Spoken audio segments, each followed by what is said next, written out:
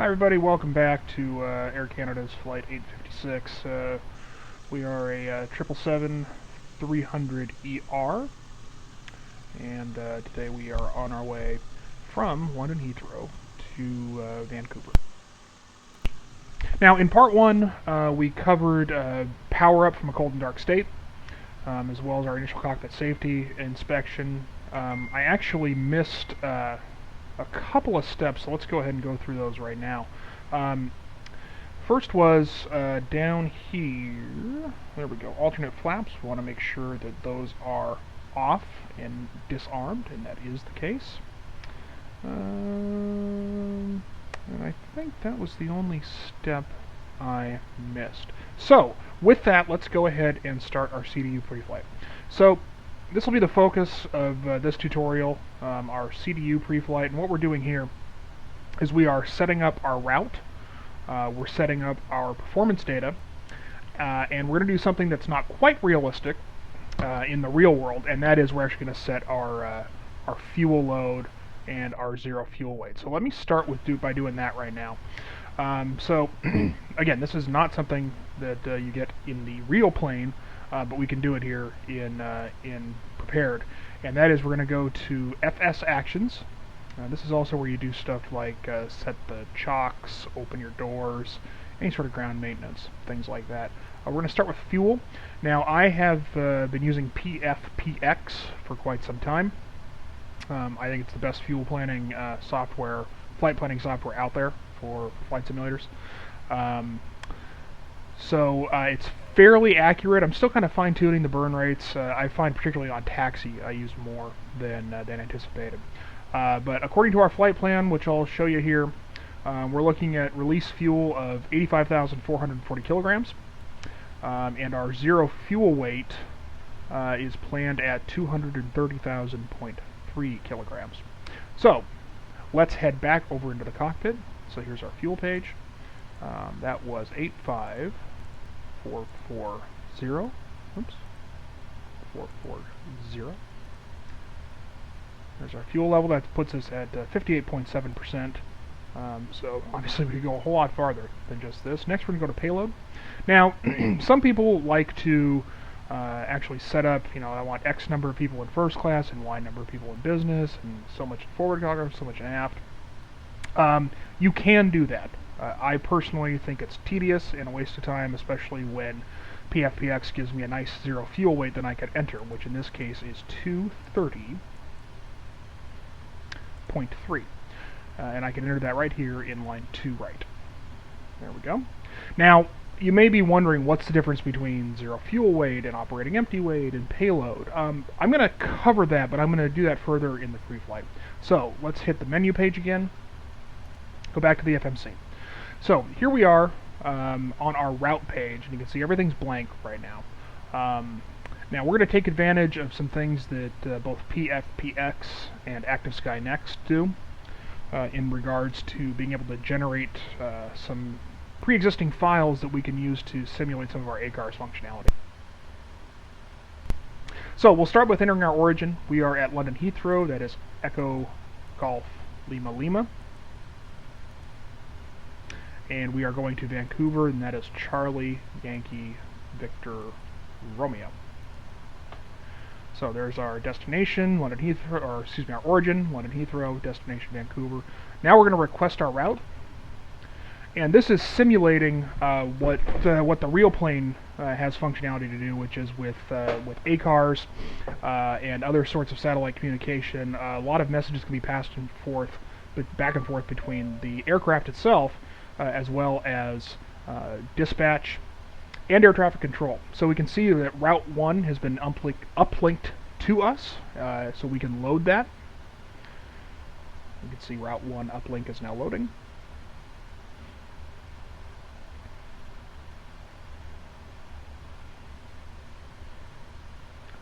And we'll give it just another moment here as it finishes up, and there it is. Okay, so we have loaded our route. And if we start hitting the next page button, we will sort through or scroll through our route. So what we're going to do is we're just going to sort of compare this against the flight plan we were given. You can see in the meantime it uploaded performance initialization information to us, but we're going to clear that out for the time being. So, looking at our route that was filed, and that was generated by PFPX, we're going to be expecting the Woburn 3 Foxtrot departure direct to Woburn. And then from there, we're going to direct Delta Tango Yankee, Upper Lima 10 to Whiskey Alpha Lima, Upper November 864 to Bilvo, Upper Papa 6 to Remsey, direct Gulmup, direct 60 North 15 West, direct Fox India Romeo 02, direct 60 North 20 North, or excuse me, 63 West 20 North. I'm getting my latitude and longitude mixed up. That's 63 North 20 West, direct 67 North 30 West, direct 70 North 40 West, direct 71 North 50 West, and then we're going to direct NADMA. Now at this point we're going to be over mainland Canada. So NCAN is the airway. I'm assuming that's Northern Canada route to Yankee Quebec Uniform. Then J528 to Yankee Whiskey Lima. And Tango 606 to Elite. And then from there we'll plan on picking up our arrival, which we can plan on the Whistler 3, but we'll wait to confirm that as we get closer to Vancouver. So let's go ahead and activate this route. So you hit activate, that lights up the exec button. Hit exec. We'll probably start seeing some information here, maybe about winds. We may or may not. You start seeing things about not enough fuel or insufficient fuel, but let's go to the performance initialization page. So here is where I had mentioned there are things like your gross weight, your operating empty weight, your zero fuel weight, so on and so forth. So let's talk about those just briefly. Gross weight, that's line 1 left here, GR weight, that is the whole kit and caboodle, the entire airplane, all its fuel, all its passengers, everything. That's how much the plane weighs right now. Fuel should be relatively self-explanatory. We have 85,400 kilograms calculated by our fuel totalizer. That is what we are expecting. Now, the zero fuel weight is basically exactly what it sounds like. It is the weight of the plane minus the weight of the fuel. So, our plane, with all our passengers loaded, with all our baggage loaded, all the various flight crew, flight attendants, emergency equipment, hydraulic fluid, engine oil, all those sort of things, the plane weighs 230,000 kilograms. And then you'll also see something like operating empty weight. That's essentially everything I just mentioned minus the payload. So it does include flight crew, it does include the weight of the aircraft, it does include hydraulic fluids, it includes oil, things like that, but not passengers and payloads. So that's what we're expecting, is a zero fuel weight of 230.3. Again, this was uplinked to us by ACARS. We're going to have, our planned reserve is 88,400 kilograms of fuel. And of course that includes the trip fuel, contingency of about 5%, enough fuel to get to our alternate, which is Abbotsford, I believe. It's Charlie Yankee X-ray X-ray. A final reserve, and then a minimum takeoff fuel, plus taxi fuel gives us a release fuel of our 85,400 kilograms, with about 8,400 kilograms remaining. This will not be an ETOPS flight, believe it or not. We're going to go too far north to be out of range of airports, so we don't need to worry about any of that stuff. We'll save that for a later tutorial. So, all our performance initialization information looks good. Our initial cruising altitude is going to be flight level 320 with a cost index of 85. So we will accept that data. And our wind data uplink is now ready. So what Active Sky Next has done is it's generated a file of wind forecasts along our route. So if I go to legs, here are all the various legs in our route. So if we go to route data, you can see here it'll say wind data load. So if I load that, there we go. It's populated our wind data. It's now sent us our descent forecast. Clear that out.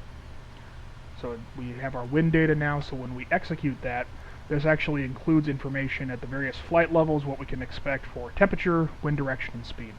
So this will make our route predictions much better. Finally, as I mentioned, we got our descent forecast, so we'll go to the VNAV page. This is our initial climb information, but if we go to the next page, that'll take us to our cruise information, and finally the third page takes us to our descent information. And if we go to forecast here at 5 right, our forecast has been uplinked. We can either load it or purge it. I'm going to go ahead and load it. What I'll do is, as we get later on in the flight, we got a little error there. This is actually simulated in the PMDG 777, that occasionally you don't get all the correct information, or something gets garbled in transmission. So let's request that forecast again. And you'll hear the little chime as it comes in, as well as a message here on the iCast display once it's arrived. There it is. So, little FMC message. I heard the chime. You also see a message here on our CDU. So let's load that descent forecast. Invalid again. Okay, well, what we can do, we can actually manually update this from Active SkyNext. I'm not going to worry about that right now for the time being. That's a little too much for our purposes right now. And after all, we are in a simulator. Okay, so let's go to the initialization page. I'm going to do that again because that was kind of quick. So if you go to initref, that'll bring you to the initialization data for your current stage of flight. So right now we're in takeoff reference. But I can always hit that index button, and this will bring me back to all the different areas that I can work with in the FMC. So identification, position, performance. Let's start with performance. So we already went through our performance initialization. What we didn't deal with is thrust limits. So the idea is you don't necessarily want to take off at full power 100% of the time. You always can. It's always an option, and a lot of airlines have various restrictions on when you should use full power and when you should use what's called derated power, basically taking off at less than full thrust. In the real world, this does things like save fuel, it saves maintenance times on the engine. It's kind of fun to play around with, see what sort of performance you can get. You can do what's called a assumed temperature takeoff. That's a topic for another time. What I'm going to do, since we are fairly light today, believe it or not, I'm going to derate our takeoff by 10%, and we're going to climb at a 10% derate as well. And that derate on the climb is for about the first 10,000 feet, and then it does what it calls a washout as it's climbing, and transitions over to full power around 10 to 12,000 feet. So we've selected takeoff 1. You can see over here on the iCast display, takeoff 1 is referenced there, as well as our takeoff 1 N1 percentage, 95.9, 95.9. So that is our takeoff power that we'll be referencing. Next, on the takeoff page. So here is where we set up our weather information, our flap settings we want to use, things like that. So let's go to our departures and arrivals page, and we're going to assume for our purposes that runway 27 left is in use. It's early morning in Heathrow. 27 left is usually used in the morning, and we said we are going to be on the Woburn 3. We'd actually said Fox departure, but we're departing 27 left. So that'll be Woburn 3 Golf. Execute that. And now we're going to take a look at our legs page. So now we've added our departure and arrival information. So our departure calls for us to climb on a track of 271 degrees up until 583 feet, at which point we will continue on that 271 degree track until we hit this RNAV waypoint. This is, you see D3LON, Delta 3, Lima Oscar November. Basically that's 3 DME, 3 miles from the London VOR, 7 miles from the London VOR. This is one of those situations where it really makes it easier to kind of look at the navigation display. So let's pan or zoom in, and we're actually going to put it in plan mode here. So this will give us a little better visualization of the route we're going to take.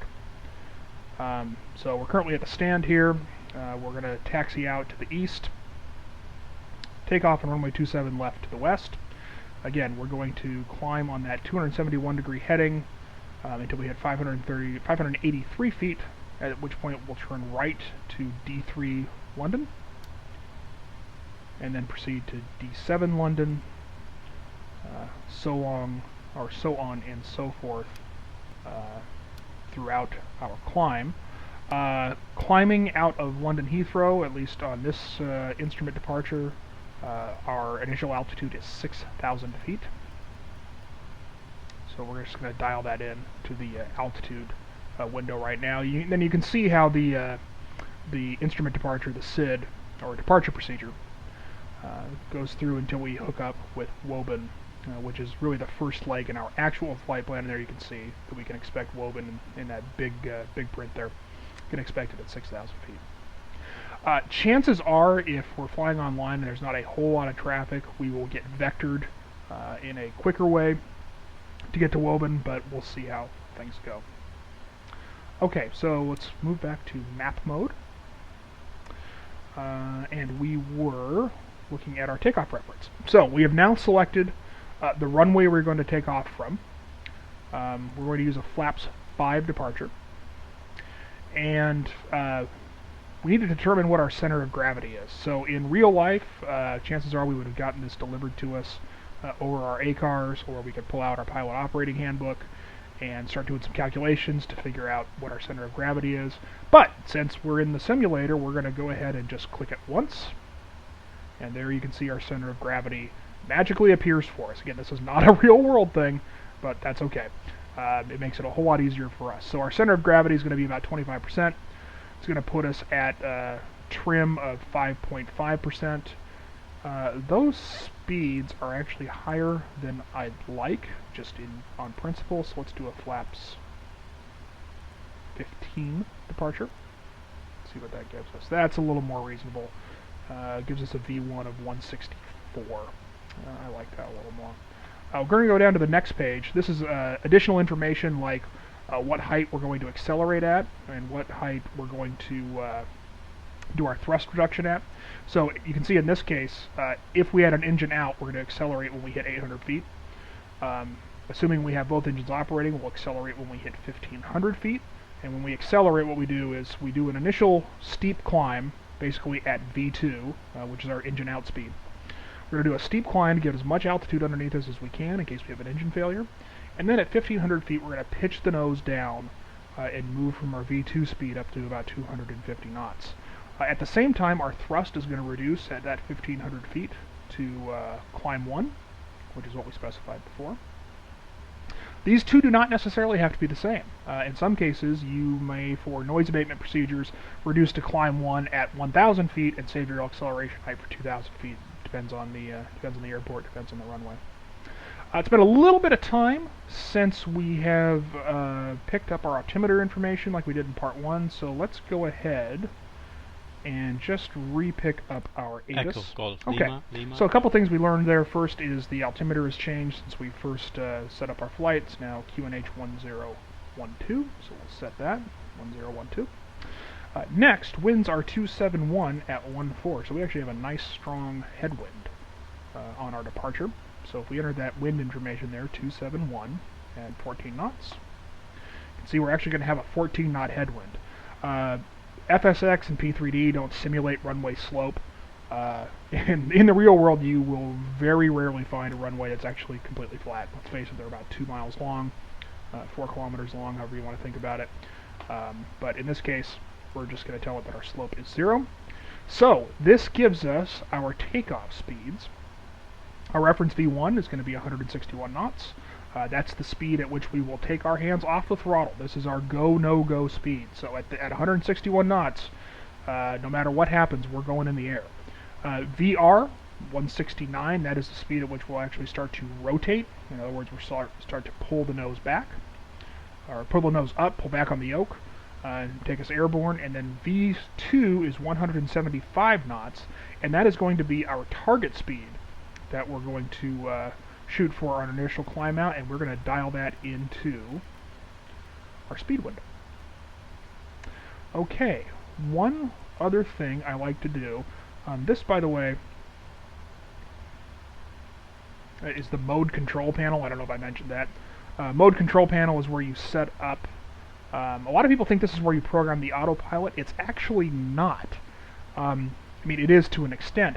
But what this is, these are what displays the various references on your primary flight display. So for instance, if I look at the captain's primary flight display, what we're looking at here is obviously a speed tape here on the left, altitude tape on the right, our current altitude, current speed.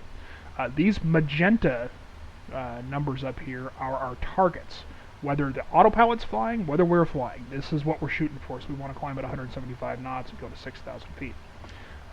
You set that up here on the mode control panel, and typically on a real flight what will happen is the pilot flying will be manually flying the aircraft, and the pilot managing or monitoring will adjust the mode control panel as necessary. So our initial track is going to be 271 degrees, so let's dial that in for our heading. Always a good idea to keep your heading manually matched to what your lateral navigation system is doing. We have, let's see, we don't need to worry about minimums. We've set our altimeters. Map mode, we'll do it at as low range as possible. Turn our flight directors on. This puts those magenta lines on the primary flight display. So initially it's commanding us to pitch up to, what is that, about 7.5 degrees, 8 degrees. Okay, so at this point our CDU pre-flight is completed. Best practices indicate that the pilot flying has the takeoff reference on his or her side, and the pilot monitoring has the active route legs on their side. What is left to do? Well, if this was the real world, or if VATSIM was online, and we do engine start and taxi, I'll try to connect to VATSIM at a time when it's active, but let's go ahead and we'll give ourselves a squawk code here. Let's do, on the rush fan, we'll do 2112. So we have our transponder code set. We can go ahead and test our transponder right now if we want. You can see the targets being displayed here on the screen. TCAS test passed.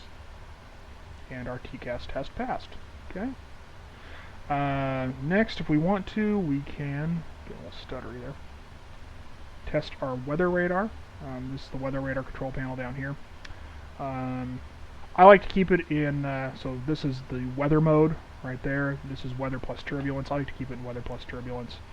Make sure it's selected in the auto position. And then if you hold down test, you'll see weather test up there on the navigation display. And there it is. So we'll go ahead and cancel that. Alright, so at this point, we are essentially ready for departure.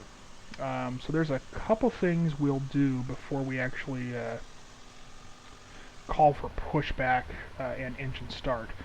First thing we should probably do is get the APU started. So APU is up there on the overhead panel.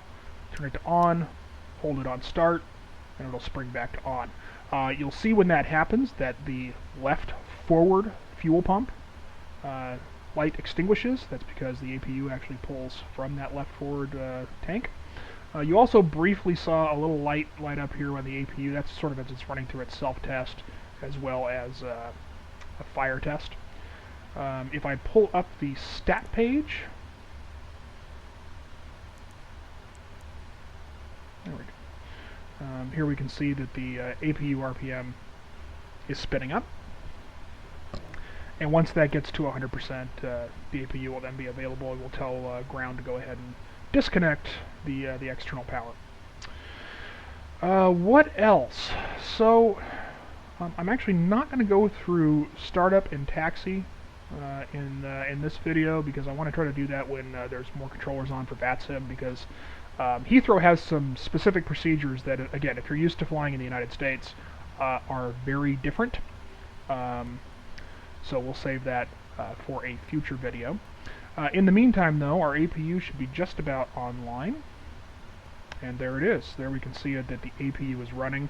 And now that the APU is running, we started to get messages on the iCast that, hey, your air conditioning packs are off. Well, yeah, they are, because we didn't have bleed air before. So let's go ahead and turn those packs on.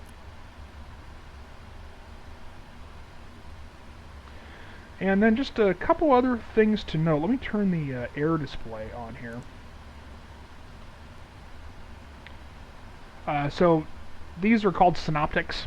This is where information is being pulled from the commanded positions. Not necessarily what's actually happening, but let's not worry about that for right now.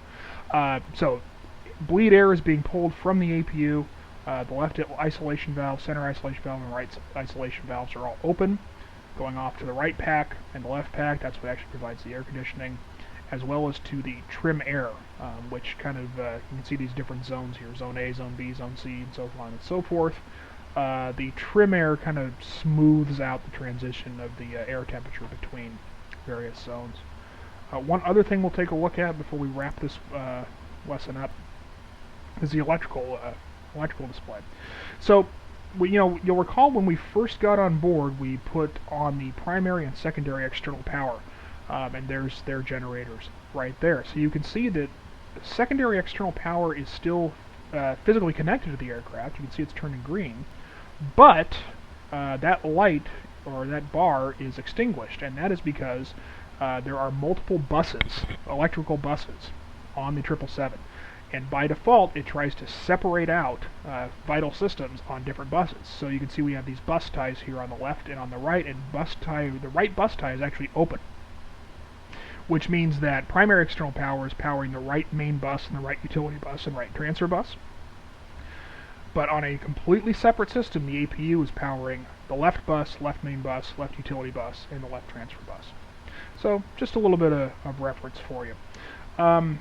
So the next step now would be kind of a before start procedure.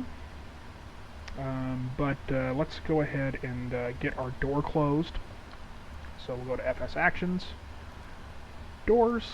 We're going to close to left. None of our cargo doors are open. Doors closed, and we will arm it as well. And now we can see that the doors are auto. Go back to our takeoff reference page. Actually, I did the wrong thing there. We can go to FS Actions. So there's a couple things you can do here. You can go to Ground Connections and say, okay, you know what, go ahead and remove the jetway power plugs. You can see now that right bus tie closed. The APU is providing power for everything. Alternatively, if let's hook that back up.